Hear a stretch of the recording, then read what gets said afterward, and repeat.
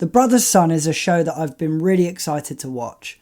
After hearing that this is the final season for Cobra Kai, I was wondering where am I going to get my next fix from? And The Brother's Son is definitely something that I've been raring to watch. It's felt like in this transition period, when we're saying goodbye to one show, Netflix has come up with something that's amazing. Has Netflix's season 1 of The Brother's Son added something new and exciting to Netflix and its genre? The triads are out of the shadows and into the spotlight, being unveiled in America. The triad family, associated under the Jade Dragons, have strategically positioned themselves, but all that was planned and executed is about to come undone in season 1 of the Netflix series. The Sun family are the leaders of the triad organisation formerly known as the Jade Dragon. Big Son, the father, is the head of the family, with the eldest son, Charles, being his muscle and henchman, living in Taiwan where they executed their operations and maintained their control. Eileen, who is the mother, and also known as the Rolodex for her knowledge and strategic mind, lives in Los Angeles with her youngest son, Bruce, who is a very ordinary boy who is labelled as a good boy and someone that I would describe as being a bit of a loner and nerd. Things are kicked off when Charles has had an assassination attempt on his life, which sees Big Son get shot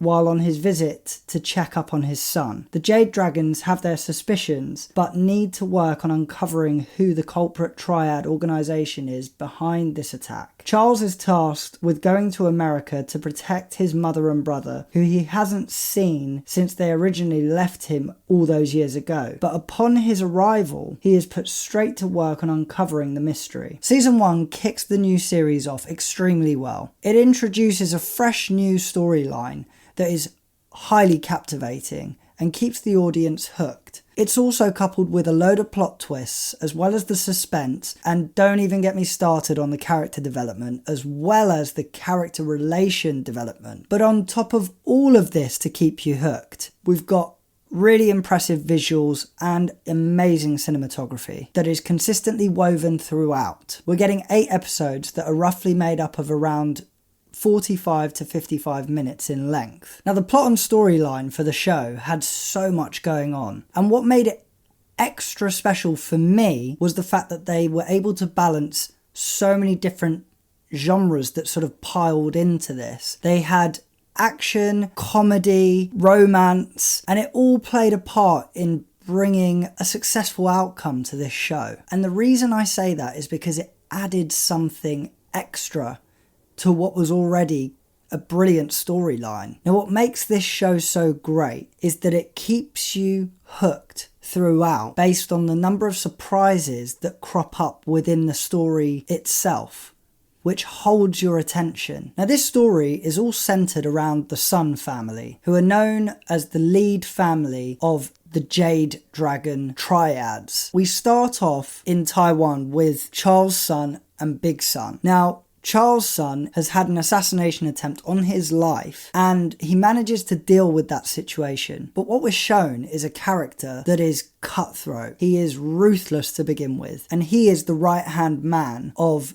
Big Son, who is the leader. Now, in that opening scene and in the beginning of the show, you are given justification as to why he is the right-hand man, because he will do the unthinkable, and he is known for being a legend, and people fear his name if he has been tasked with a mission that has them in their way. Big Son, after things die down, accompanies a wider group that go to check up on Charles to make sure that he's okay. But in doing so, ends up getting shot. From that, he is then rushed to hospital, where he is kept on guard, round watch supervision, whilst Charles has been tasked to go and protect the family in Los Angeles, and those two individuals being his mother and his younger brother. Now, if we pivot our attention to Eileen being the mother and Bruce being the youngest son, it's a completely different kettle of fish. Eileen and Bruce in the beginning being completely ordinary. Nothing special about them. They are a very ordinary mother and son. Eileen has a normal job. She has her friends and has certain activities that she goes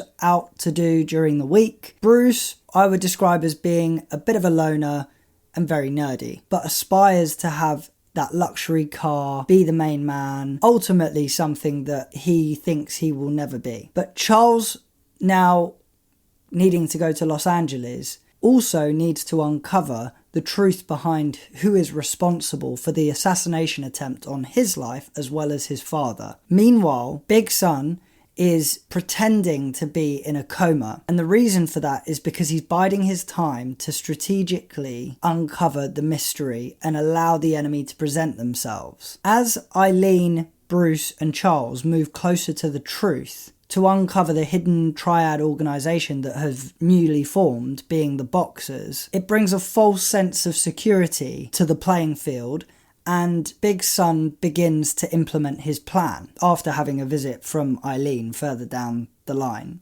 Because of the scene setting in the very beginning, where you've got one half of a family being absolutely ruthless triad gang organisation with all the money and power and influence, and on the other half you've got a very ordinary mother and son, it gives such a feel of excitement around the story in its entirety, which also has the character development feed right in to playing a huge role in the progression of the story arc. Now, when it comes to plot holes, I had to really think about this because for me personally, I really enjoyed the show and I needed to find one, and I think I've narrowed it down to Grace's role within the Boxers organisation. Now, Grace goes to the same school as Bruce, and as the audience in the beginning, we're led to believe that she is befriending him, and as their relationship progresses, it's becoming more. And at one point in the story,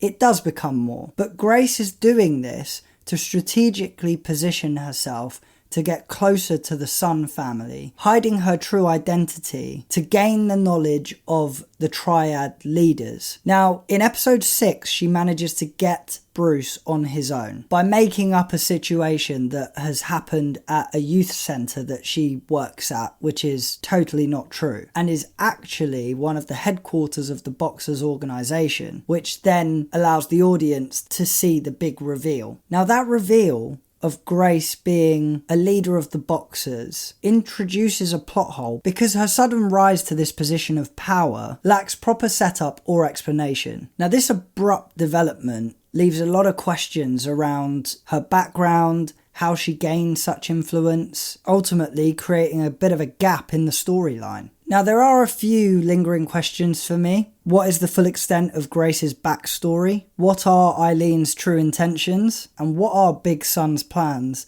now that his deception has been revealed? Now, the show stars Michelle Yeoh as Eileen Son, Justin Chen as Charles Son, Sam Sung Lee as Bruce Son, Jun Lee as TK, Alice Hoon as Mei and June Song, Hingdi Kwon as Alexis Kong, Madison Hu as Grace, Johnny Colt as Big Son, John Zhang as Blood Boots, and Jenny Yang as Zing. Now, who are the ones to watch in season 1? And the ones to watch for me are Big Son, Charles, Eileen, Bruce, TK, Alexis, Grace, June, Blood Boots, and Zing. Now, who is the one to watch out of the ones to watch? Because even when narrowing down these characters, it still became really tough. But now the one to watch for me is Bruce. And the reason why I've chosen this character as the one to watch is because this character has brought something extra special to the show. Because we're brought into a world where everything is very, very serious. And then enter Bruce, and he kicks off the whole funny element and humorous side of the show. And it was really, really enjoyable to watch because he brought that balance in. And I thought that actually played a significant role to the story. And the other thing I like about this character is his character arc. Now, when it comes to the character development, I thought there was a lot of shifting around the character arcs themselves. And what I really liked about that was the fact that it brought that emotional element into the fold with this series a lot more. and it made it a lot more impactful as well. Now, kicking things off with Eileen, it's incredible to see her transformation from a protective mother into a ruthless queen of the Jade Dragon organization. Now, in the beginning, Eileen is very, very ordinary and lives a pretty, I don't want to say boring, but there isn't anything exciting around her life. She is very, very, very ordinary. But when Charles comes into the picture in episode 1, that's where things start to elevate and begin that transitional shift for Eileen. From dicing up the body that Charles leaves in the beginning in her kitchen, being all knowing when it comes to the knowledge that she has around the triad leaders, her strategic moves that she lays out when she's trying to uncover and finally engages with the Boxer organization, leading into being really power hungry to be the leader of all leaders of the triad organizations. And if that wasn't enough, she can fight. And after all of this is rounded off, in the final episode of the season, we see her fulfilling what she wanted to when she comes out at the tail end of that character arc development. And this is all rounded off in the final episode of the season, where we see her embark on her mission and finally getting what she wanted by choice, as we come to the tail end of that character arc, where she's going to unite what is remaining of the leaderless triad organizations to ultimately become the leader of all of them. The transformation that we see here with this character is brilliantly written and excellently portrayed, making it an exciting watch and playing a significant impact on the overall story. And I also think that because she's so strategic, hence being given the name of Rolodex, which is that she knows every single triad leader, every move that she makes being so strategic, but she is also fair with people, makes me think that she would be an excellent leader. Now, shifting our focus to Charles' son, for me, he had such a great shift from being a brutal right-hand man to exploring a more softer side, reconnecting with his emotions and life. Now, in the beginning, he is the biggest badass there is going. When people say his name, they fear him, and he has got the nickname Chairleg because he brutally murdered someone when he was not even a teenager, and from then on has learnt to switch off his emotions. But in doing so, he has no idea how to emotionally connect with people. But as we progress through the story, Bruce,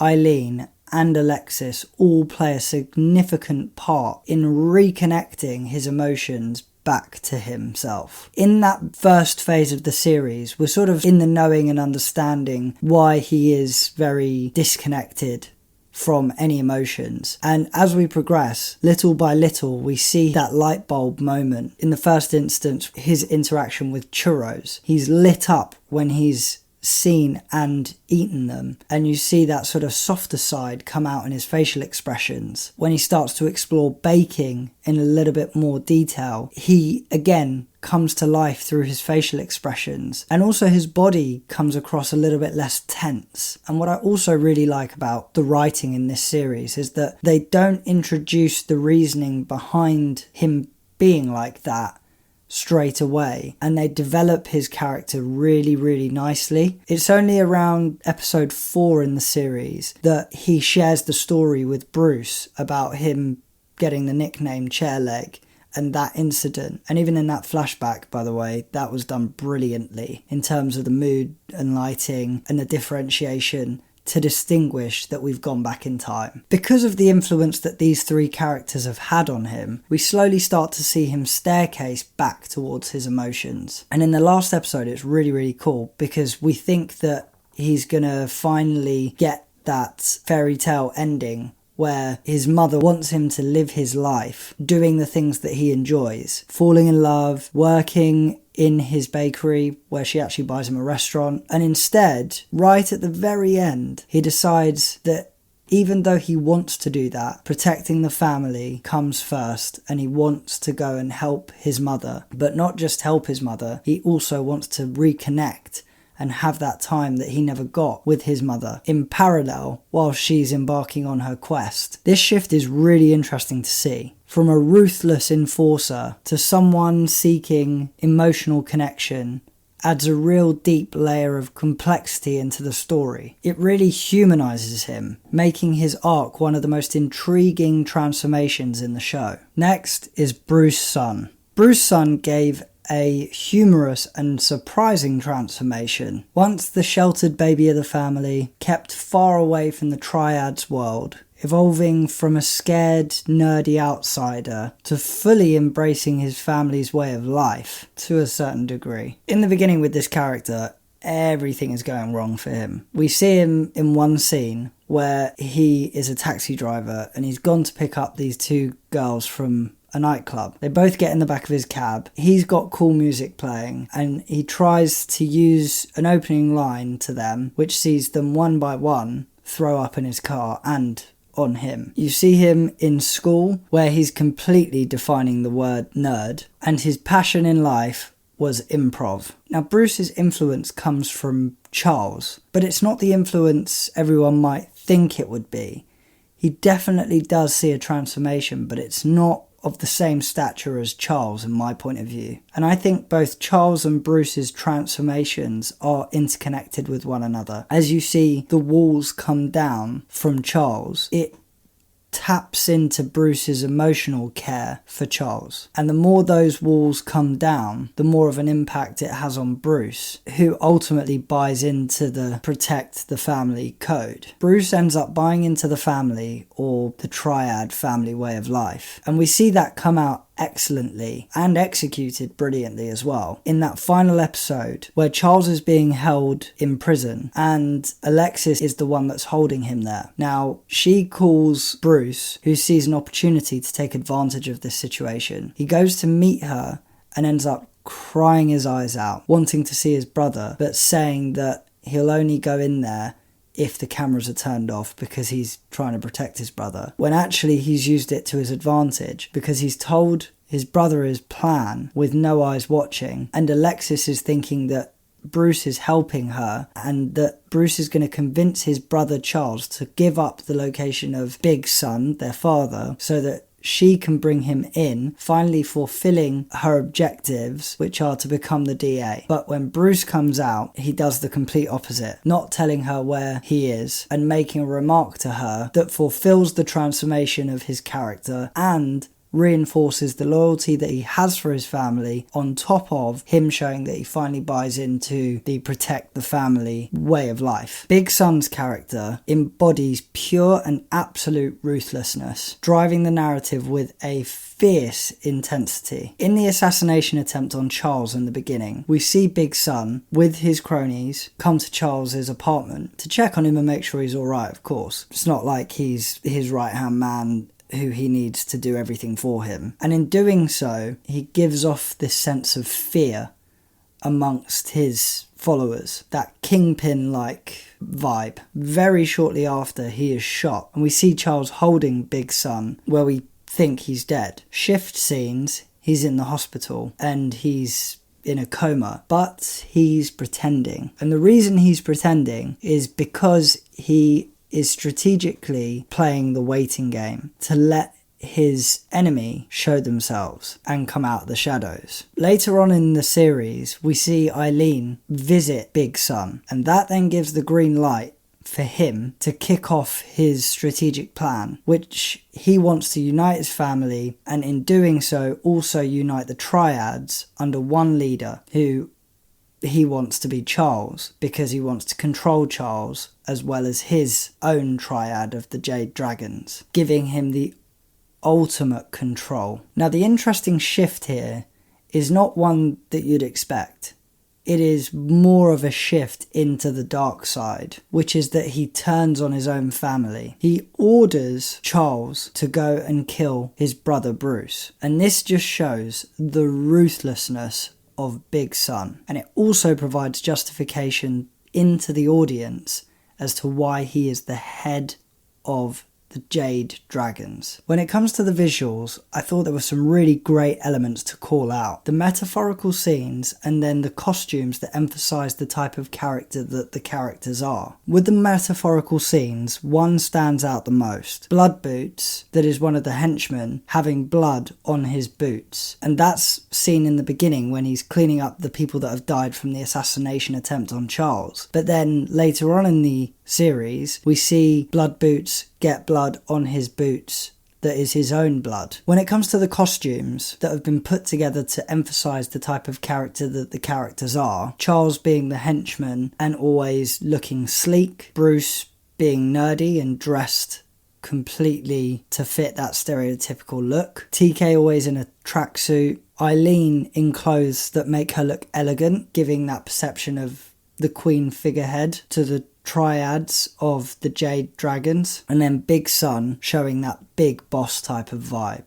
We see him when he enters in the first scene with his ring, his tailored suit. I really like what they've done here because it provides that comical element when it comes to the metaphorical scenes, while also really bringing the characters to life and ultimately really supporting in driving that story forward. When it comes to the cinematography, I thought this was really impressive. Less scene changes in the fight scenes were introduced, similarly to John Wick. Circulating camera motions, over-the-shoulder shots, and the use of light and dark mood lighting. The lessened scene changes in the fight sequences was something that I absolutely loved. At one point I was sitting there in the beginning thinking, what does this remind me of? I can't help think where I have seen this type of camera movement before. And using those fewer scene changes in fight scenes enhances the continuity and the immersion, which allows the audience to fully appreciate the choreography. And it builds tension by maintaining a real-time, uninterrupted flow of action. Circular camera motions just enhance the visual experience by providing a dynamic, comprehensive views when it comes to the action, maintaining the focus on the characters, and create a fluid flow throughout the fight scenes. Over-the-shoulder shots enhances viewer connection by providing a character perspective, creating intimacy, and highlighting the stakes of the conflict. Light and dark camera moods just helped to emphasize the mood and the emotion aligned with the scene that is in motion, which ultimately plays a huge part in helping us when driving the story forward. Ultimately, all of these just support in a great viewing experience, drawing you deeper into the story, making you emotionally connected with the characters and the story arc, making each moment of fight feel immediate and impactful, and those scenes outside of the fighting sequences just feel more intriguing. When it comes to the entertainment value of the show, I thought it was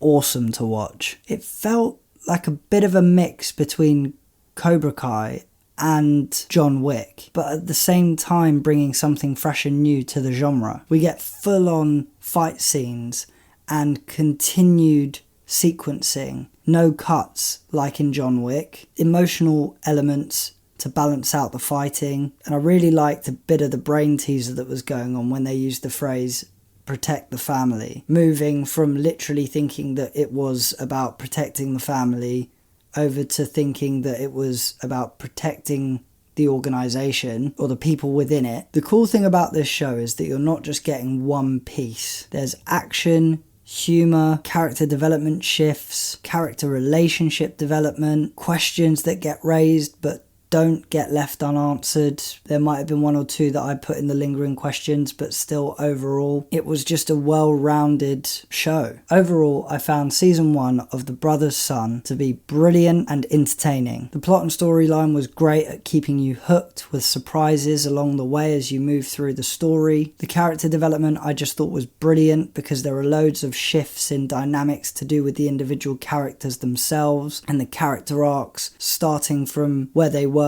to being something completely different as they finish. The visual and cinematography set things up and really support the show in terms of its quality. And when it comes to its entertainment value, The Brother's Son feels like a success. And I really can't believe that there isn't going to be a season 2. When I found that out, I was mortified by this. I give season 1 of The Brother's Son a 4 out of 5 buckets, meaning it's a binge-watching blockbuster. If you've watched the show, Do you think that there should be a season 2? Let me know what you think down in the comments below. As always, don't forget to smash a like if you enjoyed, subscribe to the channel if you're new, and follow us on all social media to stay up to date with the latest content. If you like what you've seen here and you want to see more, click right here to see more. I'm Matthew. This is Binge Watcher. Thanks for binging with me.